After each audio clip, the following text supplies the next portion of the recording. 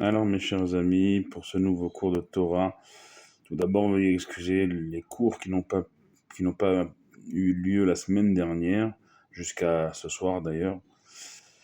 Petite parenthèse parisienne, j'en ai fait quand même un, il me semble, vendredi matin dernier, sur l'Union fait la force. Depuis, il y a presque une semaine qui s'est passée, je suis rentré, Baruch Hashem, et nous voici en cette veille de Shabbat, paracha de Pinchas.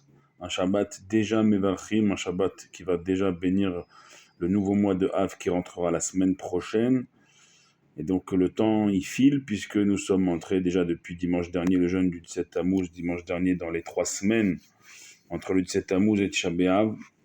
3 semaines compliquées à tous les niveaux.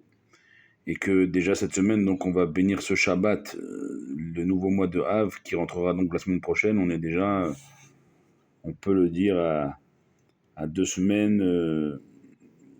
Et la semaine prochaine, on sera à 9-10 jours déjà de Tisha B'Av. On espère bien sûr que Mashiach arrivera avant. Et sur le chemin de Mashiach, on a Pinchas.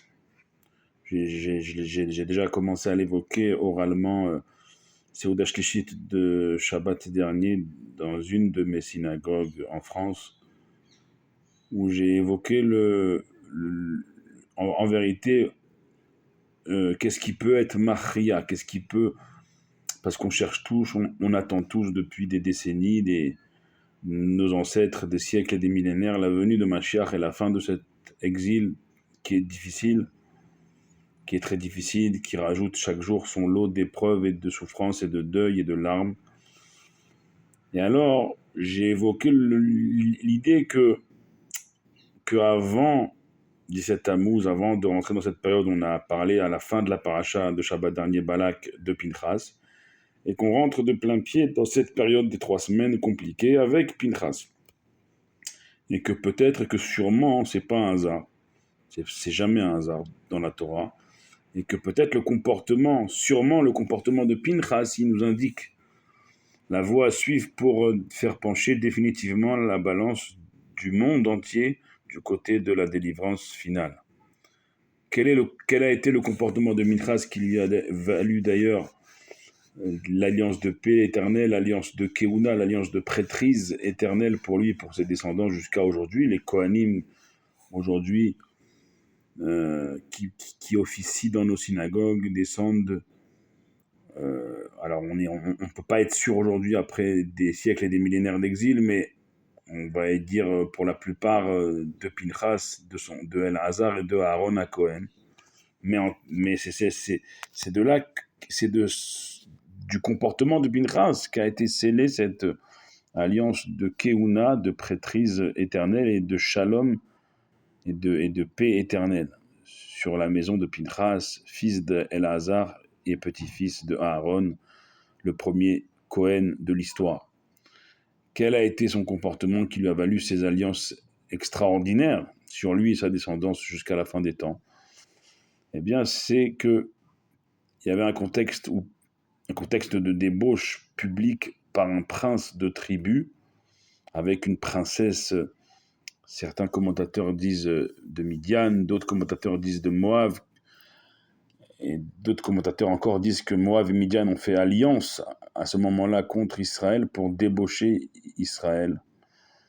Et malheureusement, ça a marché, ça a même commencé à emporter par une épidémie des milliers et des milliers de juifs à l'époque. Et il fallait une réaction pour arrêter tout ça, pour arrêter la colère de Dieu sur Israël. Et jusqu'à Moshe Rabbeinu, personne n'a réagi. Moshe Rabbeinu lui-même n'a pas réagi, voyant cette scène incroyable. Pinchas, qui était le petit-fils d'Aaron, le petit-neveu de Moshe, le fils du Kohen Gadol en place de l'époque El-Hazar. Donc il était Pinchas, dans la hiérarchie du peuple, c'était un jeune à l'époque, mais un jeune qui ne pouvait pas supporter une telle débauche parmi le peuple et surtout une non-réaction de tout le monde, jusqu'à Moshe Rabbeinu. Il se lève, il agit. Alors certes, encore une fois, je l'ai dit, je le redis, il n'appartient pas, il n'appartient à personne, bien sûr, de prendre une quelconque épée et de faire ce que Pinchas a fait, bien sûr. Mais l'idée ici, c'est plus l'impulsion de Pinchas que la manière. C'est plus le fond que la forme. C'est surtout, et ça tient en un seul mot, agir. Et ne surtout pas penser qu'en n'agissant pas, alors on reste, comme on dit, neutre, on ne se prononce pas. Celui qui s'est malheureusement pas prononcé lorsque Pharaon avait décidé de jeter les enfants juifs, les garçons juifs dans le Nil, c'était Iov, et il s'est pas prononcé, il a eu les pires souffrances qu'on puisse avoir.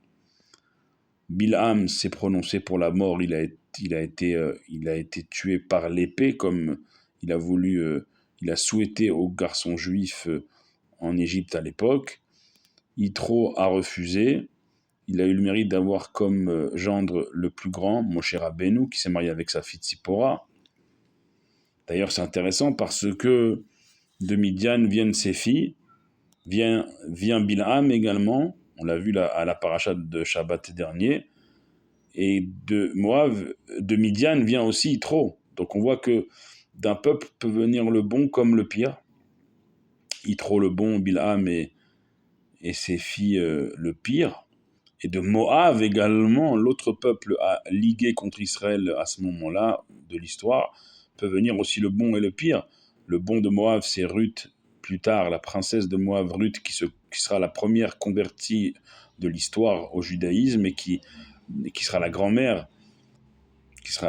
du roi David et l'ancêtre du Mashiach, mariée à Boaz de la tribu de Yehuda. On le lit à Shavuot, la Megillah de Ruth, bien connue.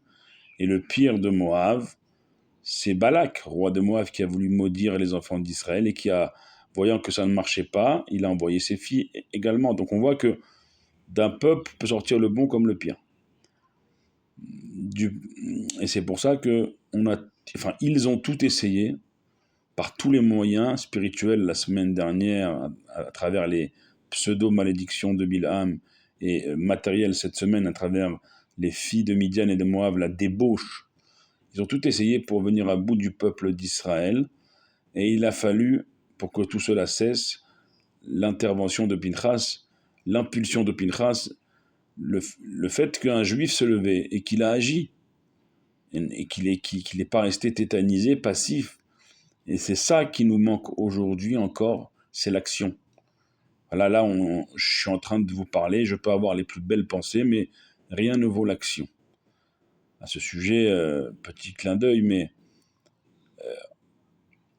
le grand rabbin Rav Chaim Sitruk, son grand Rav Yosef Chaim Sitruk, Rav Yosef Chaim Sitruk, que son grand mérite nous protège, avait dit dans une émission de Thierry Ardisson, rien ne vaut la vie. C'était un livre que le Rav Yosef Chaim Sitruk avait écrit après son accident cérébral, et Rav Yosef Chaim Sitruk avait intitulé son livre, venu le présenter chez Thierry Ardisson, son livre qui s'appelait Rien ne vaut la vie. Et la vie en action. La vie plus que jamais en action. Aujourd'hui, on cherche et on attend, on est tous, surtout dans ces 3 semaines, entre le 17 Tammuz et le 9 Av, 3 semaines qui ont conduit des premières brèches dans les murailles de Jérusalem jusqu'à la destruction de Jérusalem et de son temple par 2 fois, les 2 temples de Jérusalem. On cherche, on attend, surtout aussi également la situation qui ne cesse de continuer tant que le dernier otage ne nous est pas rendu, tant que des soldats continuent malheureusement de tomber, les cris dans les cimetières militaires d'Israël, on continue de les entendre. Plus que jamais, on en a marre et on attend, on souhaite, on devrait même crier Mashiach, crier Admatai, comme le rabbi le dit, crier jusqu'à quand? Mais le rabbi dit dans le même temps qu'une seule action d'un seul juif peut faire pencher définitivement la balance du côté de Mashiach et de sa venue. Et si on doit trouver ce qu'il faut faire pour activer ce penchement vers notre délivrance immédiate, c'est l'action de Pinchas, c'est agir tout simplement. Des fois, on réfléchit tellement qu'on n'agit plus et on se dit, bah, c'est comme ça. On préfère suivre les infos et ce qui fait le buzz sur les réseaux, mais c'est pas ça qui va nous délivrer. Ce qui va nous délivrer, c'est un juif qui agit pour un autre juif, c'est un juif qui agit pour l'ensemble du peuple juif. Il y a des épreuves, chaque juif a besoin de chacun d'entre nous. Il y a des épreuves partout, il y a des épreuves en terre d'Israël, il y a des épreuves en diaspora, il y a des épreuves, voilà, j'étais en France donc la semaine dernière, c'est de plus en plus dur, même si on veut se bercer d'illusions, on veut encore y croire, et on veut continuer à goûter à la vie parisienne, à la vie française. Je l'ai goûté la semaine dernière. Bien sûr que la petite musique du Yetzirah nous dit, mais c'est extraordinaire. Oui, c'est extraordinaire, mais on est en train de s'endormir, même pas d'agir, on s'endort dans la galoute, dans l'exil, dans la diaspora, et même en terre d'Israël, on se dit on est en terre d'Israël, on est à Yerushalayim. Mais tant qu'on n'aura pas le dernier otage, tous nos soldats, tant qu'on n'aura pas Mashiach, tant qu'on n'aura pas le temple, tant qu'on n'aura pas la résurrection de nos morts, tant qu'on n'aura pas toutes ces étapes, tout ce processus, tant qu'on n'aura pas Dieu révélé au monde qui ramènera ô combien on en a besoin, le calme et l'harmonie dans ce monde, alors penser que en ne faisant rien, on est neutre, eh bien c'est non seulement retarder la délivrance du monde, mais ne pas penser qu'on stagne, on est stable, on reste au même niveau. Non. Dans le judaïsme, quand on ne fait rien, on recule, on régresse. L'action, chacun, il doit agir, sinon l'épidémie continuera, comme à l'époque de Pinchas, et sinon, si la débauche continue. Et ce ne sont pas les moyens qui manquent aujourd'hui pour débaucher le peuple d'Israël. Jusque même au milieu du peuple juif, au milieu du peuple d'Israël, on entend des choses et des fois, bien sûr qu'autour de nous, les nations du monde nous disent des choses encore et encore, mais en vérité, tout dépend de notre action, de notre capacité encore, je l'espère, qu'on ait encore les forces d'agir pour l'autre, d'agir pour nous tous. C'est vers ça qu'on doit prier. Pinchas, il a pas réfléchi une seule seconde, il s'est levé, il a agi pour l'intérêt commun, pour l'intérêt un tant soit peu qu'on porte un chai, une Magen David, et qu'on se dit juif et sioniste, et on l'est tous, bien sûr. Alors il faut que cela se traduise en action pour le peuple juif. C'est le sens que le Rabbi et le choix que le Rabbi a laissé il n'a pas donné le choix en fait. C'est où tu vas travailler, si tu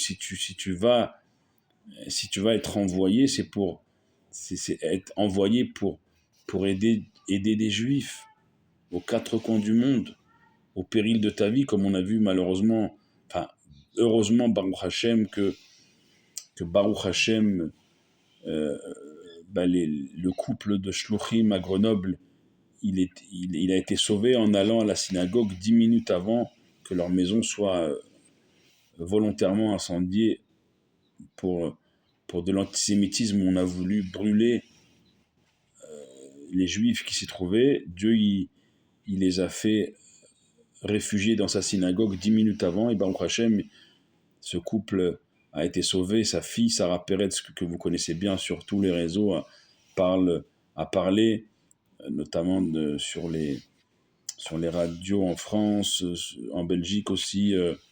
Elle a lancé, je vous l'avais dit avant même d'aller en France la semaine dernière, je vous l'avais dit, elle a lancé une campagne de dons parce que, mes chers amis, être au service du peuple juif du peuple d'Israël, eh bien oui, ça a une grandeur qui fait que Dieu, même si le danger est tapis à votre porte, comme ça l'était à 10 minutes près pour ce couple d'envoyés du Rabbi à Grenoble, en France, eh bien Dieu, 10 minutes avant, il vous fait réfugier dans sa synagogue pour que 10 minutes après, vous ne soyez plus à l'endroit où on a voulu vous atteindre.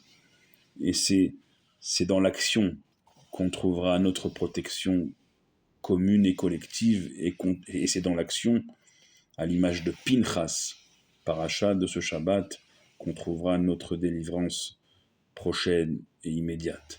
Voilà ce que je voulais vous dire, en vous souhaitant un Shabbat Mevarchim Shalom, un Shabbat qui va bénir donc un nouveau mois qu'on espère dans la paix, même si le Talmud nous enseigne que quand le mois de Havrant, on doit diminuer dans la joie. Diminuer ne veut pas complètement enlever la joie.